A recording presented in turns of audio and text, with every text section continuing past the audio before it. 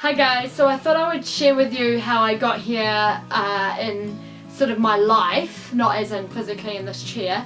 Yeah, I just really wanted to share with you about my history, like sort of dancing and my pregnancy and potentially labour and just all these experiences that have led me to my life right now, and including my marriage and all of that. This is going to be filmed in lots of series.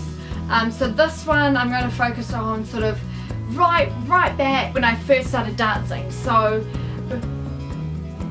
I started dancing at the age of 4. Actual lessons.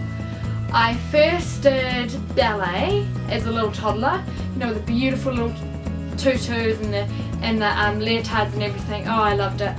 And my little sister Jade actually did it with me as well. I moved on from there. That teacher moved to the States and I carried on, and then I think I did tap dancing next. Yeah, I had a little bit of time where I didn't really do anything. Then I did tap. I did tap for 2 years. I loved doing it, but I didn't like the teacher. The teacher was very old-fashioned. She was actually quite mean. But there was this one girl in the class, her name's Lily. Oh my goodness. We've actually reconnected now on Facebook, and she is hilarious. She's actually a good friend of one of Brad's best friends, and oh my goodness, she's wonderful. So I did tap. Then we moved from Auckland to Tauranga, and in Tauranga I did this sort of, it was kind of like an in-between. I wanted something, oh no, backtrack a little bit. Before we moved to Tauranga I did hip-hop. Before I did tap I actually did hip-hop with creative dance and Orewa. Loved it. Shelley, she's still doing it. Did tap. Then we moved to Tauranga, and there I kind of did like a hip-hoppy jazz kind of, I don't know, didn't really enjoy it. Wasn't my cup of tea. The moves were a little bit too saucy for my liking. I was only at college, you know, and I wasn't very confident, and it was sort of like, not ideal.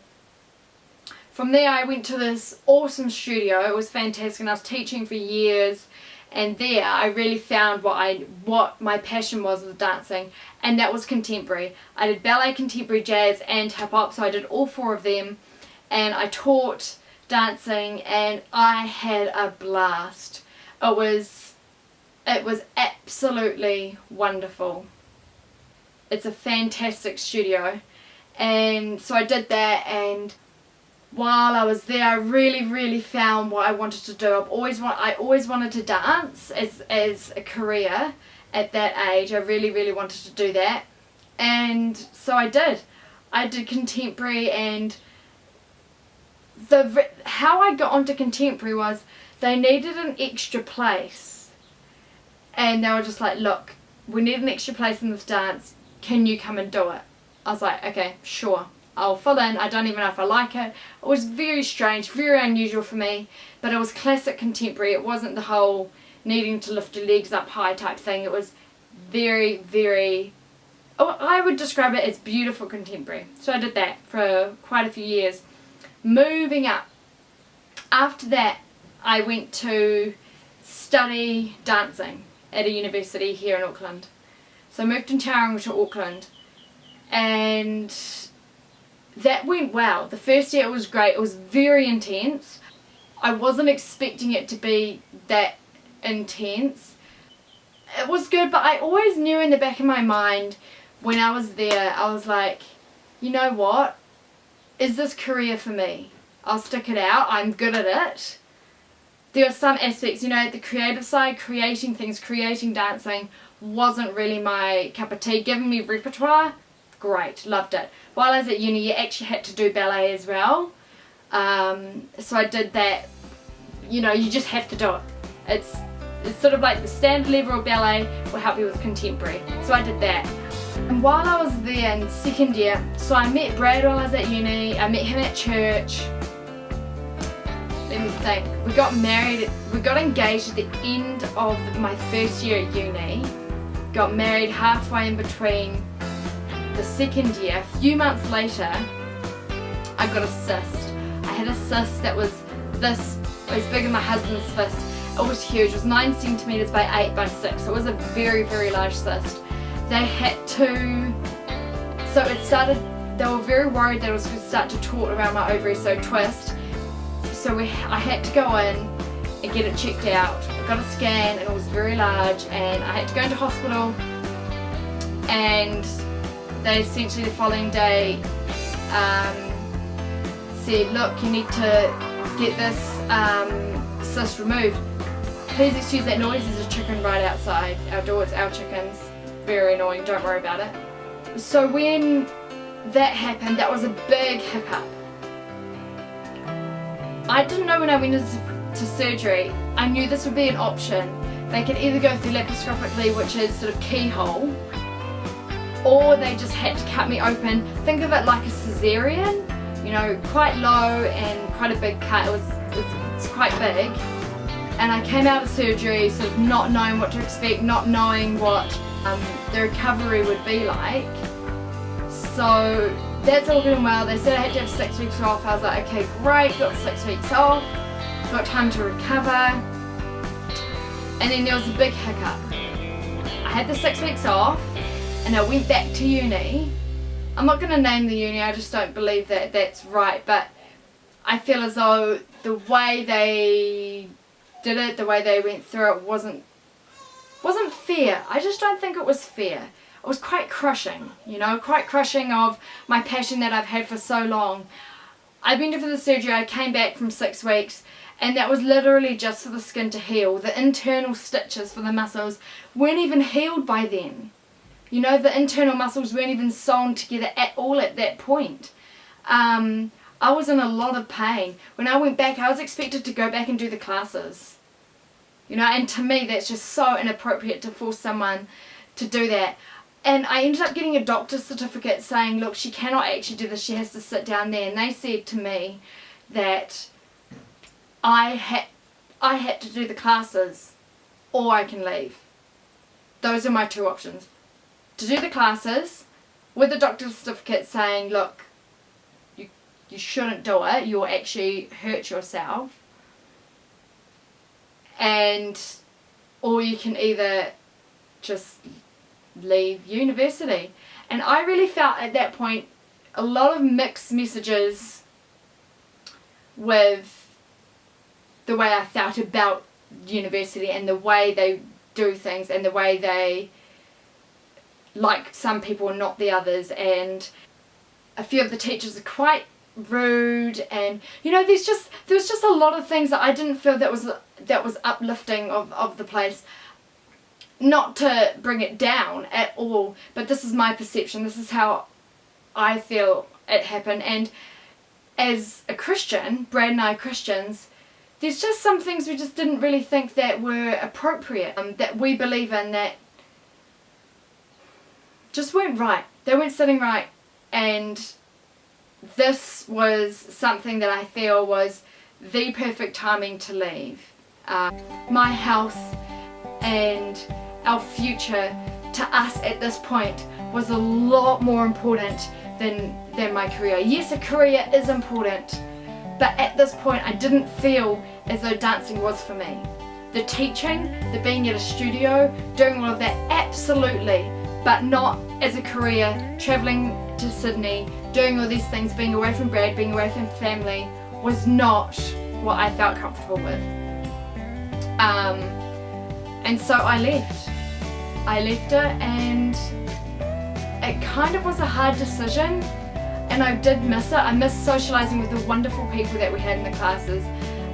But you know, even now to this day, there's a few people, if I saw in public a few teachers, I'd be like, oh, I'm not sure if I kind of want to see you. I'm a very sensitive person. I don't want to be hurt, I don't want to be shouted at. I understand, you know, sometimes in a dancing career, in the industry, it's very normal to get shouted at. You need to do better. You know, things like, come on, you can do better. You always have time. You always have room to improve. You can never be the best, the best, the best. You always have things to improve on. And I got to the point where I felt as though nothing that I did was good enough there. And I personally believe that there's nothing okay about feeling like that. Yeah, there's a lot of underlying things that I didn't realise when I went into it.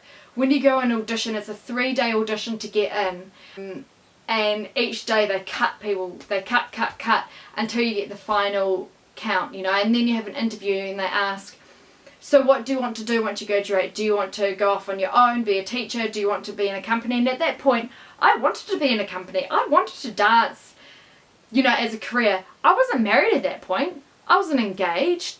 I didn't even know Brad. I didn't even know what was happening, you know. So it's funny what hindsight does, but I'm actually thankful I did that and had that experience. Now moving on, how long ago was that? That was about 2 years ago. Yeah, about 1.5, 2 years ago that I left. Ever since then, things have been a little bit of a struggle with me trying to find a new path for myself. Even now to this day, I'm doing a very, very mundane job. I'm absolutely yearning to find something that's of me. Things like interior design is so me, and psychology. Would love to study those things. But first, I'll have to find a job that doesn't take up so much time as what I have now to be able to go and study. In the future, I wouldn't be surprised if I go back into dancing. For example, I love teaching toddlers. I think they're gorgeous. Love teaching them, have so much time for them, so much patience for them. I wouldn't mind teaching contemporary again at a studio. I actually really, really enjoyed it. I love doing that work. I love doing the curriculum that's there. I love doing sort of studio shows. You know, they're not extravagant, but they're just wonderful, seeing the kids so passionate and you being able to help them and drive that passion in the children. Love that. But yeah, right now I'm still searching for something that's really me, you know, and I think we're almost there, but it's something tricky. There's this fine balance between, do I just carry on doing this job? So what I do is I do the laundry for Brad's parents' business. They own a Mike Heath is a ultrasound, he's a sonographer. They own an ultrasound business, and so I do their laundry, and that's what I have been doing for this year, maybe about a year. I've done it for a year, and you know what? It's not great, not ideal, but it pays the bills. And yes, I am yearning to find, I am wanting to find something that's of me, something that I'm passionate about. And you know what? Watch this space. I would not be surprised if I go into an interior design course, but first I have to find a job that's not so time consuming and not so constant. Something that has specific, you start this time, you finish this time. Or even vlogging. Wouldn't this be amazing if I just shared what I did during the day and that become an absolute wonderful thing that people supported and watched and subscribed and just, you know, supported me in motherhood and well, not only motherhood but parenthood, both Brad and I, and you guys seeing our family just grow and you seeing my passions come out, and I do house tours and show you what work we've done. I would love for that to happen, but all of this takes time and patience. So yeah, I thought I would just share with you guys how I've gotten to this point with my dancing and why I haven't got, let's say, a career, even though being a mother, full-time mother at home is a job. It's actually not a job, but it's something you desire. It's someone who planned to have children and planned to have this. It's wonderful. Why would you want to change it? Children are miracles, and I would never ever ever change Selena. So I hope you guys have taken something out of this, and I really hope that you guys feel the same passion as I do about doing this and sharing this to you guys. And yeah, thank you guys so much for watching, and I'll see you in my next video. Bye!